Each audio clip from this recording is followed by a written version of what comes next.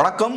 தாவேகா கட்சியோட தலைவர் திரு விஜய் அவர்கள் நேத்து ஒரு அறிக்கை ஒன்ன வெளியிடுறாரு. அந்த அறிக்கையில திரு மு.க. ஸ்டாலின் அவர்களும் ரொம்ப காட்டமா அவரு விமர்சிக்கிறாரு. மு.க. ஸ்டாலின் அவர்கள் டெல்லி போறதுக்கான முக்கியமான காரணமே அவரோட ஃபேமிலி மெம்பர்ஸை காப்பாத்துறதுக்காக தான். ஏன்னா இப்ப தமிழ்நாட்டுல டாஸ்மாக் ரெய்ட்ஸ் எல்லாம் போயிட்டு இருக்கு. அதுல இருந்து அவரோட ஃபேமிலி மெம்பர்ஸை காப்பாத்துறதுக்காக தான் அவர் டெல்லி போயிருக்கார். நித்தி ஆயோக் மீட்டிங் இந்த விஷயங்கள்லாம் செகண்டரி தான் அப்படின்ற ஒரு விஷயத்தை அந்த அறிக்கையில அவர் பதிவு பண்றாரு. என்ன பொறுத்தளவுல இது ஒரு முக்கியமான ஒரு அறிக்கை தான். அந்த அறிக்கையில விஜய் அவர்கள் குறிப்பிட்டிருக்கக்கூடிய விஷயங்களுக்கு ஒரு லாஜிக்கும் இருக்கு. ரொம்ப தேவையான ஒரு அறிக்கை அப்படின்ற மாதிரிதான் நான் பாக்குறேன். அதுக்கான முக்கியமான காரணம் என்னன்னா, இப்ப ஸ்டாலின் அவர்களை பொறுத்தளவுல டெல்லிக்கு போய் நித்தி ஆயோக் மீட்டிங்ல அவரு கலந்துக்கிறாருன்னா, அதுக்கு திமுக தரப்புல இருந்து சொல்லப்படக்கூடிய விஷயம் என்னன்னா, தமிழ்நாட்டுக்கு வர வேண்டிய நிதிகள்லாம் வரல, அதை வாங்குறதுக்காக அவரு போறார். பிரஷர் பண்ணி அந்த நிதிகளை திரும்ப பெறுவதற்காக போறார் அப்படின்ற ஒரு பாயிண்ட சொல்றாங்க. இப்ப ஸ்டாலின் அவர்கள் டெல்லிக்கு போய் பிரஷர் போட்டா நிதியை வாங்க முடியும்னா, இதுக்கு முன்னாடி ஏன் போகல, கடந்த 3 ஆண்டுகளா ஏன் போகல அப்படின்ற ஒரு கேள்வி இருக்கு. ஏன்னா இப்ப தமிழ்நாட்டோட தமிழ் மக்களோட நலனை காப்பாத்துறது, ப்ரொடெக்ட் பண்றதுதான் ஒரு முதல்வரோட பிரதானமான வேலை. அப்படி இருக்கும்போது நமக்கு வர வேண்டிய நிதிகள் வரலன்னா அதை வர வைக்கிறது தான் அவரோட பிரைமரி அப்ஜெக்டிவ், பிரைமரி ஒர்க்கா இருக்க முடியும். ஜப்பானுக்கு போறது மற்ற விஷயங்கள்லாம் செகண்டரி தான். அந்த வேலையை ஏன் இந்த 3 இயர்ஸா பண்ணல, கடந்த 3 ஆண்டுகளா ஏன் பண்ணல அப்படின்ற ஒரு கேள்வி இருக்கு. 2வது முக்கியமான ஒரு கேள்வி என்னன்னா, ஸ்டாலின் அவர்கள் எக்ஸ்பீரியன்ஸ்டான ஒரு பொலிட்டீஷியன். இப்ப தமிழ்நாட்டுல இடி ரைட்ஸ்லாம் நடந்து முடிஞ்சிருக்கு. அப்படி இருக்கும்போது இப்படிப்பட்ட ஒரு டைம்ல டெல்லிக்கு போய் பிரதமரை சந்திச்சா கண்டிப்பா நிறைய விமர்சனங்கள் வரும் அப்படின்ற விஷயம் ஸ்டாலின் அவர்களுக்கு தெரியும். திமுகவுக்கு அது பெரிய ஒரு அரசியல் ரீதியான பின்னடைவை ஏற்படுத்தும் அப்படின்ற விஷயம் கண்டிப்பா ஸ்டாலினுக்கு தெரியும். இப்ப ஸ்டாலின் அவர்களையும் மோடி அவர்களையும் கனெக்ட் பண்ணி பேசுறாங்க. விஜய் அவர்கள் சொல்லக்கூடிய விஷயமும் கூட அதுதான். இப்ப அவரோட ஸ்டாலின் அவர்களோட ஃபேமிலி மெம்பர்ஸை காப்பாத்துறதுக்காக தான் மோடி அவர்களை போய் அவரு சந்திக்கிறார் அப்படின்ற மாதிரியான விஷயங்கள்லாம் சொல்றாங்க. இப்ப நேச்சுரலா ஒரு எக்ஸ்பீரியன்ஸான பொலிட்டீஷியன் இந்த மாதிரியான சூழல என்ன பண்ணுவாங்கன்னா, அந்த மீட்டிங்கை அவங்க தவிர்த்திருக்கலாம் அந்த மீட்டிங்கை. இந்த விமர்சனங்கள்லாம் வந்திருக்காது. அப்படி இருக்கும்போது இந்த விமர்சனங்கள்லாம் வரும்னு தெரிஞ்சும் ஸ்டாலின் அவர்கள் ஏன் பிரதமரை போய் சந்திச்சாங்க அப்படின்ற ஒரு கேள்வி இருக்கு. அப்படி பார்க்கும்போது ஸ்டாலின் அவர்களுக்கு ஏதோ ஒரு அழுத்தமும் இருக்கு, ஒரு தேவையும் இருக்கு. பிரதமர் அவர்களை சந்திச்சே ஆகணும் அப்படின்ற ஒரு தேவை இருக்கு. அதனால விமர்சனங்கள் வந்தாலும் பரவாயில்ல, அரசியல் பின்னடைவு வந்தாலும் பரவாயில்லன்னு பிரதமரை போய் சந்திக்கிறார். அந்த வகையில இதெல்லாம் வச்சு பார்க்கும்போது டிவிகேவோட அந்த அறிக்கையை பார்க்கும்போது அதுல ஒரு லாஜிக் இருக்கிற மாதிரி தான் தெரியுது. ஏதோ ஒரு சிக்கல்ல தான் திமுக இருக்காங்க அப்படின்ற ஒரு விஷயத்த நம்ம புரிஞ்சுக்க முடியும். இப்ப முக்கியமான ஒரு கேள்வி என்னன்னா, விஜய் அவர்கள் ரொம்ப சென்சிட்டிவான முக்கியமான இஷ்யூவை கையில் எடுக்கிறாரு. திமுக மாதிரியான பெரிய ஒரு கட்சியை அவரு காட்டமா அவரு விமர்சிக்கிறார். விஜய் அவர்களோட இந்த அரசியல் திமுகவுக்கு பின்னடைவை ஏற்படுத்துமா? எலெக்ஷன் வேற நெருங்கிக்கிட்டே இருக்கு. எலெக்ஷன்ல திமுகவுக்கு பாதிப்பை ஏற்படுத்துமா அப்படின்ற ஒரு கேள்வி இருக்கு. இந்த கேள்விக்கான பதில் என்னன்னா, விஜய் அவர்களோட இந்த அரசியல் திமுகவை விட அதிமுகவுக்கு அதிக பாதிப்பை ஏற்படுத்தும். இப்ப நான் சொல்லக்கூடிய இந்த விஷயத்த கேட்கும் போது உங்களுக்கு ஆச்சரியமா இருக்கும். விஜய் அவர்கள் திமுகவை அட்டாக் பண்ணா அதிமுகவுக்கு எப்படி பாதிப்பை ஏற்படுத்தும் அப்படின்ற ஒரு விஷயத்த நீங்க கேட்கலாம். சிம்பிளான ஒரு விஷயம் பாருங்க. விஜய் அவர்கள் ஒரு அறிக்கையை அவரு வெளியிடுறார். அந்த அறிக்கையை நேற்று அவர் வெளியிட்டதுக்கு அப்புறம் இன்னைக்கு நியூஸ் பேப்பர்ல பார்த்தோம்னா ஃப்ரண்ட் பேஜ்ல பாதி பக்கத்துக்கு அந்த அறிக்கையை அவங்க கவர் பண்ணிருக்காங்க. இதே விஷயம்தான், இதே இஷ்யூவை கையில் எடுத்து இபிஎஸ் அவர்கள் கடந்த சில நாட்களா பேசிக்கிட்டே இருக்காரு. திமுகவோட தலைமையை அவர் அட்டாக் பண்ணிட்டு இருக்காரு. அது மட்டும் இல்லாம இதுக்கு முன்னாடி இடி ரைட்ஸ் நடந்தது இல்லையா, அப்பவும் அதிமுக அந்த இஷ்யூவெல்லாம் எடுத்து பேசுறாங்க. பட் இருந்தாலும் இப்ப விஜய் அவர்கள் பேசும்போது ஃபர்ஸ்ட் பேஜ்ல இது வருது. இப்ப இபிஎஸ் அவர்களோட எதிர்வினைன்னு பார்த்தோம்னா அது 5வது பேஜுக்கு தள்ளப்படுது. இது ஒன்றும் பெரிய பிரச்சனைக்குரிய ஒரு விஷயமா நான் பார்க்கல. ஏன்னா நியூஸ் பேப்பர்ஸை பொறுத்தளவுல அவங்க விஜய் மாதிரியான பெரிய ஒரு ஸ்டார் பேசும்போது அதுக்கு முக்கியத்துவம் கண்டிப்பா கொடுப்பாங்க. அந்த வகையில அவங்க ஃப்ரண்ட் பேஜ்ல இந்த விஷயத்த போடுறாங்க. பட் நான் சொல்ல வர விஷயம் என்னன்னா, இந்த பாலிடிக்ஸா ஃபர்ஸ்ட் இபிஎஸ் அவர்கள் கையில் எடுக்கிறாரு, இந்த இஷ்யூவை ஃபர்ஸ்ட் அவர் கையில் எடுக்கிறாரு. ரெண்டாவது விஜய் அவர்கள் இந்த இஷ்யூவை கையில் எடுக்கிறாரு. அதுக்கப்புறம் கம்ப்ளீட்டா பார்த்தோம்னா மீடியா அட்டென்ஷன் விஜய்க்கு போகுது. ஸோ அந்த இஷ்யூவை இபிஎஸ் அவர்கள் கையில இருந்து ஈஸியா விஜய் அவர்களால பறிக்க முடியுது. இன்னொரு முக்கியமான விஷயம் என்னன்னா, இப்ப விஜய் அவர்கள் ஒரு அரசியல் பண்றாரு. இது ஒரு வகையான ஒரு அரசியல் தான். சோ அவர் குறிப்பா ஸ்டாலின் அவர்களை காட்டமா விமர்சிக்கிறாரு, கரெக்டான டைம்ல ஒரு அரசியல் பண்றாரு. இபிஎஸ் அவர்களும் இதே அரசியல் தான் பண்றாரு. இபிஎஸ் அவர்கள் பண்ணக்கூடிய அரசியலும் விஜய் அவர்கள் பண்ணக்கூடிய அரசியலும் ரெண்டுமே ஒண்ணுதான். சோ இப்ப ரெண்டு பேருமே ஒரே அரசியல் பண்றாங்க, ரெண்டு பேருமே ஒரே டார்கெட் அட்டாக் பண்றாங்கன்னா, அந்த அரசியல் பண்ணுவதன் மூலமா வரக்கூடிய லாபங்கள் இருக்கு இல்லையா, அதுவும் ஸ்பிளிட் ஆகும். ஸோ இதுக்கு முன்னாடி அந்த அரசியலை இபிஎஸ் பண்ணிட்டு இருந்தாரு, அதிமுக பண்ணாங்க. ஸோ அந்த அரசியல் பண்ணுவதன் மூலமா வரக்கூடிய லாபங்கள் எல்லாமே அதிமுகவுக்கு போகும் அப்படின்ற ஒரு சூழல் இருந்தது.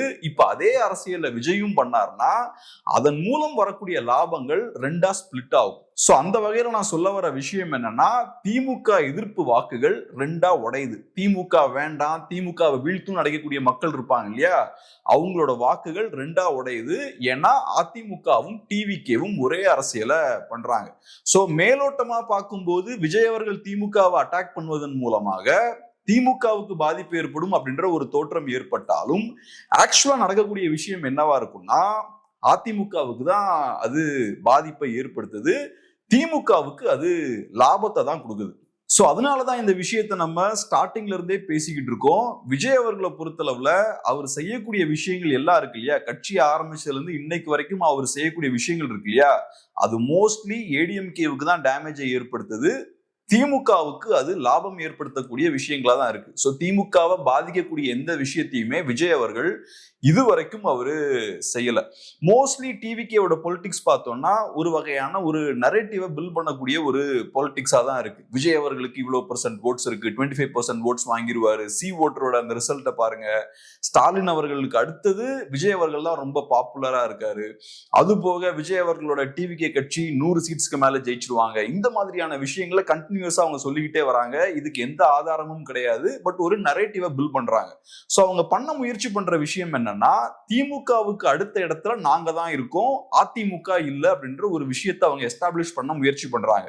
சோ மக்கள் பார்க்கும்போது திமுகவை வீழ்த்தணும்னா தாவேகாவுக்கு ஓட் போட வைக்கணும் அப்படின்றதுதான் அவங்களோட நோக்கம். ஆக்சுவலான உண்மை என்னன்னா, நிஜமாவே தமிழ்நாட்டுல 2வது பெரிய கட்சின்னா அது அதிமுக தான். சோ அந்த மாதிரியான ஒரு ஃபால்ஸான ஒரு பிம்பத்தை தாவேகா கட்ட முயற்சி பண்றாங்க. சோ அந்த மாதிரியான ஒரு பிம்பம் கட்டும்போது என்ன ஆகும்னா, நிறைய பேர் தாவேகாவுக்கு வாக்களிக்க வாய்ப்பு இருக்கு. திமுகவை வீழ்த்துவதற்காக தாவேகாவை சூஸ் பண்றதுக்கான வாய்ப்பு இருக்கு. சோ அப்படி நடக்கும்போது ஆன்டி டிஎம்கே ஓட்ஸ் ரெண்டா ஸ்பிளிட் ஆகும், அது திமுகவுக்கு பெரிய ஒரு அட்வான்டேஜா போய் முடியும். சோ இப்ப நான் இந்த விஷயங்கள்லாம் சொல்லும் போது நீங்க ஒரு கேள்வி கேட்கலாம். விஜய் அவர்களோட அறிக்கையை பொறுத்தளவுல அவரு திமுகவை விமர்சிப்பதோட அவரு நிப்பாட்டல. அவர் என்ன பண்றாருன்னா, திமுகவுக்கும் பாஜகவுக்கும் இடையே ஒரு சீக்ரெட் அண்டர்ஸ்டாண்டிங் இருக்கு அப்படின்ற ஒரு விஷயத்தையும் அவர் பேசுறாரு. சோ இது ரொம்ப முக்கியமான ஒரு விஷயம் தான். திமுகவை பொறுத்தளவுல பாஜக எதிர்ப்பு அரசியலை தான் அவங்க கையில் எடுக்கிறாங்க. திமுக கிட்ட மைனாரிட்டி ஓட்ஸும் இருக்கு. சோ அப்படி இருக்கும்போது பாஜக எதிர்ப்பு அப்படின்றது திமுகவுக்கு ரொம்ப முக்கியம். அந்த விஷயத்தையும் விஜய் அவர்கள் உடைக்கிறாரு. சோ விஜய் அவர்கள் மறைமுகமா அவர் செய்யக்கூடிய விஷயங்கள்லாம் திமுகவுக்கு சாதகமா தான் இருக்கும் அப்படின்னா, ஏன் பாஜகவையும் திமுகவையும் அவரு சேர்த்து வச்சு பேசுறாரு, அது கண்டிப்பா திமுகவுக்கு பாதிப்பு ஏற்படுத்துமே அப்படின்ற ஒரு விஷயத்த நீங்க கேட்கலாம். அதையும் நீங்க கேர்ஃபுல்லா வாட்ச் பண்ணீங்கன்னா, மைனாரிட்டிஸை பொறுத்தளவுல பாஜகவுக்கும் திமுகவுக்கும் நிஜமாவே ஒரு அண்டர்ஸ்டாண்டிங் இருக்கு அப்படின்ற விஷயம் இருந்தாலும் கூட அவங்க எங்க போவாங்க அப்படின்ற ஒரு கேள்வி இருக்கு. ஏன்னா இன்னொரு அலைன்ஸ் தான் பாக்கி இருக்கு. அந்த அலைன்ஸ்ல பாஜக இருக்காங்க, பாஜகவும் அதிமுகவும் இருக்காங்க. சோ அப்படி இருக்கும்போது மைனாரிட்டிஸ்னால அங்க போக முடியாது, வேற ஆப்ஷனே அவங்களுக்கு கிடையாது. மைனாரிட்டிஸை பொறுத்தளவுல டிவிகே கிட்ட அவங்க டெஃபினட்டா போக மாட்டாங்க. ஏன்னா நேஷனல் லெவல்ல பிஜேபி அப்போஸ் பண்ணக்கூடிய காங்கிரஸ் பார்ட்டியா இருக்கலாம், இந்தியா அலைன்ஸா இருக்கலாம், அவங்க அந்த அலைன்ஸோட டிஎம்கே தான் இருக்காங்க. சோ அப்படி இருக்கும்போது மைனாரிட்டிஸுக்கு வேற வாய்ப்பே கிடையாது. பிஜேபியோட திமுகவை கனெக்ட் பண்ணி பேசினாலும் மைனாரிட்டி ஓட்ஸ் அங்க இருந்து ஷிஃப்ட் ஆகாது. சோ ஆக்சுவலா பார்த்தோம்னா அங்கேயும் கூட விஜய் அவர்கள் திமுகவுக்கு எந்த டேமேஜையும் அவரு கிரவுண்ட்ல ஏற்படுத்தல. சோ என்ன பொறுத்தளவுல நான் என்ன சொல்லுவேன்னா, இப்ப விஜய் அவர்களுக்கு திமுகவை வீழ்த்தியே தீரணும் அப்படின்ற ஒரு எண்ணம் இருந்தா அவர்கிட்ட இருக்கக்கூடிய ஒரே ஆப்ஷன் என்னன்னா, அதிமுகவோட போய் அவரு சேரலாம். அதிமுக பாஜக அலைன்ஸ்ல போய் டிவிகே சேர்ந்துட்டாங்கன்னா ஈஸியா அவங்க திமுகவை வீழ்த்தலாம். அதை தவிர வேற அவர் என்ன செய்தாலும் அது திமுகவுக்கு லாபகரமா தான் போய் முடியும். அதிமுகவுக்கு அது கண்டிப்பா பெரிய ஒரு பின்னடைவை ஏற்படுத்ததான் செய்யும். ஏன்னா ஆன்டி டிஎம்கே ஓட்ஸ் அது ஸ்பிளிட் பண்ணுது. பட் என்னோட நம்பிக்கை என்னன்னா, விஜய் அவர்கள் கண்டிப்பா ஏடிஎம்கேவோட போய் சேர மாட்டார் அப்படின்றதுதான் என்னோட ஸ்ட்ராங்கான நம்பிக்கை. ஏன்னா இப்ப நான் சொன்னது போல இவ்வளவு நாட்களும் அவர் பண்ண விஷயங்கள் எல்லாமே திமுகவுக்கு சாதகமா தான் இருக்கு. அது தெரிஞ்சுதான் அவர் பண்ணிட்டு இருக்காரு. சோ அவரோட விருப்பமும் அதுதான் அப்படின்றதுதான் என்னோட பர்சனலான பார்வை. சோ அந்த வகையில டெஃபினட்டா அவரு ஏடிஎம்கே பிஜேபி அலைன்ஸ்ல போய் அவரு சேர மாட்டார். சோ என்ன பொறுத்தளவுல நான் என்ன சொல்லுவேன்னா, ஏடிஎம்கே சீக்கிரமா ஒரு ஸ்ட்ராங்கான ஒரு நிலைப்பாட்டை அவங்க எடுக்கணும். எப்படி சீமான் அவர்கள் ஒரு பாயிண்ட்ல குயிக்கா ஒரு நல்ல நிலைப்பாட்டை எடுத்தாரோ அதே மாதிரி ஏடிஎம்கேவும் செய்யணும். ஏன்னா இப்ப தாவேக்காவோட மாநாடு நடந்தப்ப அந்த மாநாட்டுல விஜய் அவர்கள் திராவிடமும் தமிழ் தேசியமும் ஒண்ணு அப்படின்ற மாதிரி சேர்த்து வச்சு பேசுறாரு. அதுக்கப்புறம் சீமான் அவர்கள் ஸ்ட்ராங்கா விஜய் அவர்களுக்கு எதிராக பேசுறாரு. விஜய் அவர்களோட கருத்துக்களுக்கு எதிராக அவரு பேசுறாரு. அதுக்கப்புறம் கட்சி தொண்டர்களுக்கு ஒரு கிளாரிட்டி கிடைக்குது. ஓகே, இனிமேல் டிவிகேவுக்கும் என்டிகேவுக்கும் இடையே கூட்டணி இருக்காது, அந்த கூட்டணி சாத்தியம் இல்லை அப்படின்ற ஒரு தெளிவு கிடைக்குது. அந்த தெளிவு கிடைச்சாதான் கிரவுண்ட்ல ஆக்டிவா பொலிட்டிக்ஸ் பண்ண முடியும். ஸோ அதே விஷயத்த ஏடிஎம்கேவும் பண்ண வேண்டிய ஒரு தேவை இருக்கு அப்படின்ற மாதிரி தான் நான் பாக்குறேன். ஏன்னா இப்போதைக்கு பார்த்தோம்னா நிறைய ரூமர் ஸ்ப்ரெட் ஆயிட்டு இருக்கு. ஏதோ ஒரு வகையில அதிமுகவும் பாஜகவும் தாவேக்காவை உள்ள கொண்டு வந்துடலாம் அப்படின்ற நம்பிக்கையில அவங்க நிறைய காய்களை நகர்த்திட்டு இருக்காங்க அப்படின்ற மாதிரிலாம் நியூஸ் வருது. இந்த மாதிரியான நியூஸ்லாம் வரும்போது அது ஏடிஎம்கேவுக்கு நல்லது கிடையாது, டிவிகேவுக்கு அது நல்லது. ஏன்னா டிவிகே ஒரு புது கட்சி, டிவிகேவுக்கு கிடைக்கக்கூடிய எல்லா பப்ளிசிட்டியுமே அவங்களுக்கு நல்லதுதான். So all publicity is good publicity அவங்களுக்கு. பட் ஏடிஎம்கேவை பொறுத்தளவுல இந்த மாதிரியான நியூஸ் நிறைய ஸ்ப்ரெட் ஆனதுக்கு அப்புறம் ஒரு பாயிண்ட்ல டிவிகே அலைன்ஸ்குள்ள வரமாட்டாங்க அப்படின்ற ஒரு சூழல் ஏற்படும் போது அது ஏடிஎம்கேவுக்கு பின்னடைவை ஏற்படுத்தும். ஸோ அந்த வகையில அவங்க குயிக்கா ரியாக்ட் பண்றது அவங்களுக்கு நல்லது. அது போக அது அவங்களோட தொண்டர்களுக்கும் ஒரு கிளாரிட்டியை கொடுக்கும். ஸோ அந்த வகையில சீக்கிரமா ரியாக்ட் பண்ண வேண்டிய தேவை அவங்களுக்கு இருக்கு. ஸோ அதனால இந்த விஷயம் வந்து ரொம்ப முக்கியமான ஒரு விஷயம் தான். இப்ப டிவிகேவோட பொலிட்டிக்ஸை பொறுத்தளவுல ஓவராலா மேலோட்டமா நம்ம பார்க்கும்போது திமுக எதிர்ப்பு அரசியல் அப்படின்ற மாதிரியான ஒரு தோற்றத்தை அது நமக்கு தந்தாலும் கிரவுண்ட்ல அது யாருக்கு சாதகமா இருக்குன்னு பார்த்தோம்னா மோஸ்ட்லி திமுகவுக்கு தான் அது சாதகமா இருக்கு. ஸோ இந்த வீடியோ உங்களுக்கு யூஸ்ஃபுல்லா இருக்கும் நம்புறோம். டெஃபினட்டா உங்களோட கருத்துக்களையும் ஷேர் பண்ணுங்க. சேனலை சப்ஸ்கிரைப் பண்ணவும் மறந்துடாதீங்க. ரொம்ப நன்றி.